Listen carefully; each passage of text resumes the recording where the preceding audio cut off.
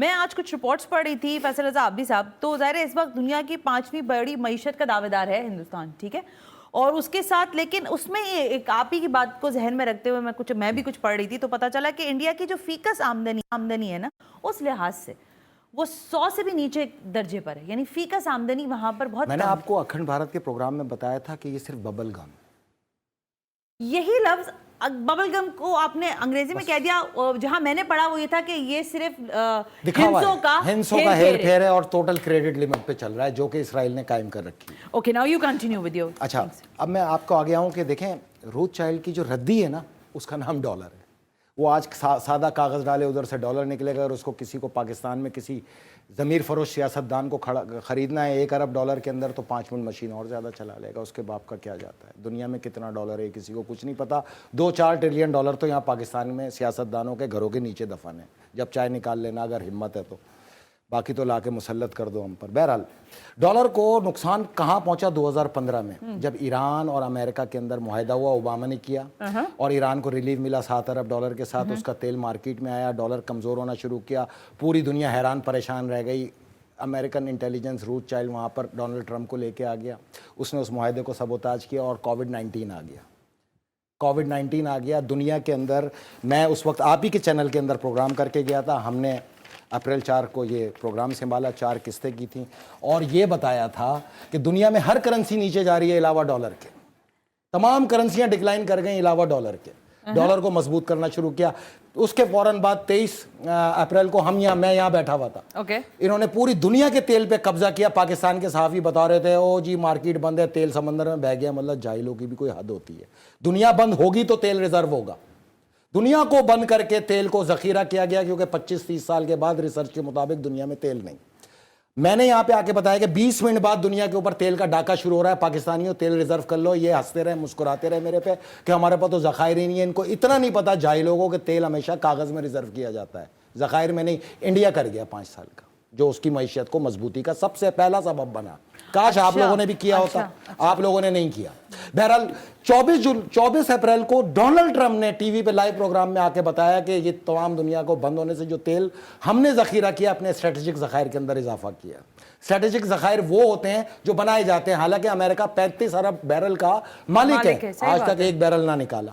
ये था हमारी हालत। बहरहाल हमने नहीं किया। पाकिस्तान का सबसे बड़ा मसला कर्ज है जी। 2013 में मैं जान गया, 100 रुपए कमाता है तो 80 रुपए जो हम दे देते हैं कर्ज, सूद, इसकी मद में 20 रुपए बचते हैं, जिसमें 12 रुपए जाते हैं सिस्टम में। करप्शन का नाम सिस्टम में। हर आदमी इसी से मुंसलिक है। सुबह अगर ट्रैफिक सिग्नल पे खड़े होकर 9 बजे देखो, चारों तरफ ऐसा लगता है जैसे दरिंदे जा रहे हैं लूटने के लिए, खसूटने के लिए। इस सिस्टम के अंदर पूरे पाकिस्तान को जकड़ दिया गया। 8 रुपए बचते जिस पे आप पाकिस्तान चलाते। तो इस कर्ज से निकालना मेरे लिए अव्वलीन ज़रूरत थी। अल्लाह के घर को आज़ाद कराना मेरा ईमान, और पाकिस्तान को कर्ज के दलदल से निकालना मेरी मंजिल थी। मैंने इस पर 13 साल काम किया। बहरहाल, आलमी दिमागों को पाकिस्तान में जमहूरियत इसलिए ज़रूरी थी कि कर्ज में जकड़ के रखना था। यार पाकिस्तान में तो जमहूरियत है, गल्फ के अंदर बादशाह चला रहे हो, अफ्रीका के अंदर डिक्टेटरशिप चला रहे हो, वहां तो तुमने कभी जमहूरियत की बात नहीं की। जमहूरियत बेहतरीन इंतकाम है, हमारे सरों में डाल दिया, क्योंकि यही सियासतदानों की अव्वलीन प्राइम ड्यूटी थी कि इनको IMF और वर्ल्ड बैंक के शिकंजे से बाहर ना जाने देना। ये इनकी प्राइम ड्यूटी होती है, जो इनको आका देते, चाहे नून हो, चाहे पीपल्स पार्टी हो, इंसाफ हो, कोई भी हो, या ब्यूरोक्रेसी हो। इनके तमाम मफादात का वहां पर तहफ़्फ़ुज़ किया जाता है। जितना पैसा यहाँ से लूट के ले जाया जाता है उसको वाइट वही एजेंसियां करती हैं। 500 अरब डॉलर के मालिक मिल्कियत की जायदादें इन सियासतदान, ब्यूरोक्रेट, वजीरों की America, England, UAE, gulf, Turkey, इधर हर जगह मौजूद हैं। और दुनिया से ये भीख मांगते फिरते हैं। सिर्फ अपना ही पैसा वापस ले आए ना, पाकिस्तान आज खड़ा हो जाएगा, खड़ा हो जाएगा। जो बात करने वाली है, बहरहाल ये बात होती है लेकिन इस पे अमल नहीं होता। अच्छा, मेरे लिए सबसे इंपॉर्टेंट ये था कि इन ज़मीर फरोशों के होते हुए पाकिस्तान को कर्ज से कैसे निकालें, तो वो मुझे समझ नहीं आता। उसके लिए इख्तियार चाहिए, इक़्तिदार चाहिए, आवाम से वोट की भीख चाहिए। वोट ले लो, कल को 1 लाख वोट को 1000 कर देते हैं, 1000 को 1 लाख कर देते हैं। तो यहाँ पे क्या खाक हमने मेहनत करनी थी? और मेहनत कहाँ करनी थी? पाकिस्तान का इस पूरे हमारे फार्मूले से पाकिस्तान का कोई ताल्लुक़ नहीं।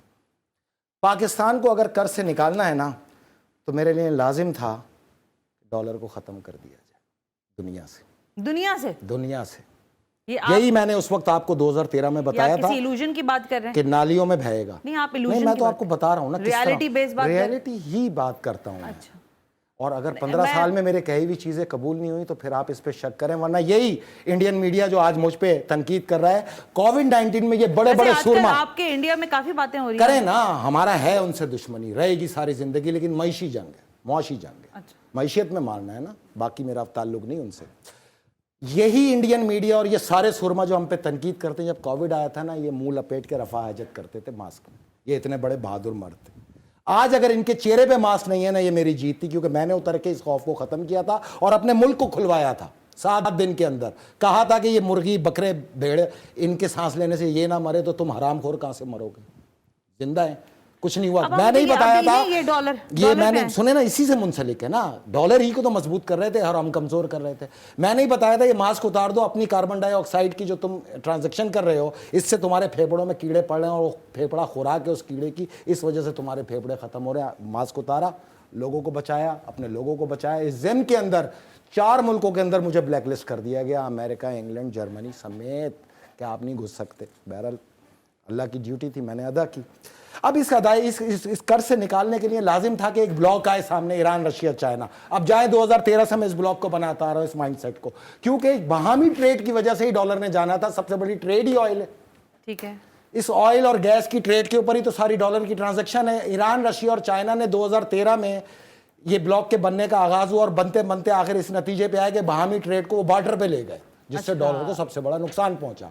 इस वक्त दुनिया के 28 ममालिक इस चीज के फैसले के ऊपर कारबंद है कि हमने बाहमी ट्रेड आपस में करनी है, अपनी करेंसी में करनी है, और इसके लिए सबसे लाजिम था कि डॉलर को कैसे खत्म करें।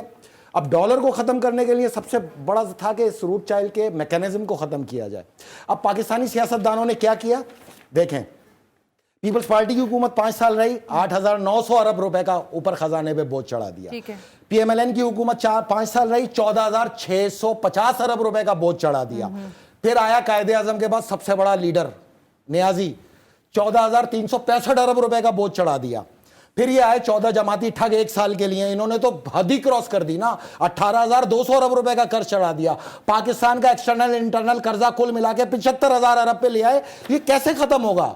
ये ऐसे खत्म होगा कि हमने इसराइल को खत्म करना है, जो कि रोथशाइल्ड का मैकेनिज्म है।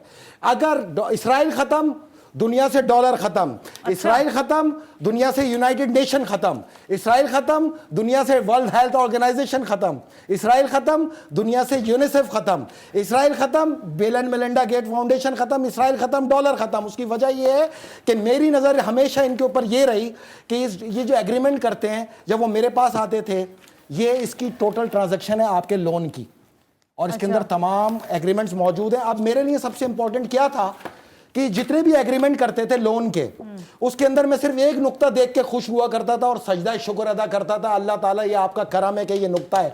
क्योंकि इस नुक्ते के तहत पाकिस्तान ने जितना लोन लिया है वो डॉलर में लिया है, और जितना अदा करेगा वो डॉलर में करेगा। डॉलर 1,000 रुपए का होगा तब भी डॉलर में करेगा, और डॉलर 10 पैसे का होगा तब भी डॉलर में करेगा। 26 नवंबर 2026 को मेरी अल्फाज याद रखना, 1 रुपए के 10 डॉलर होंगे। पाकिस्तान 25 लाख रुपए अदा करके ये 75,000 अरब का लोन फारिग कर देगा।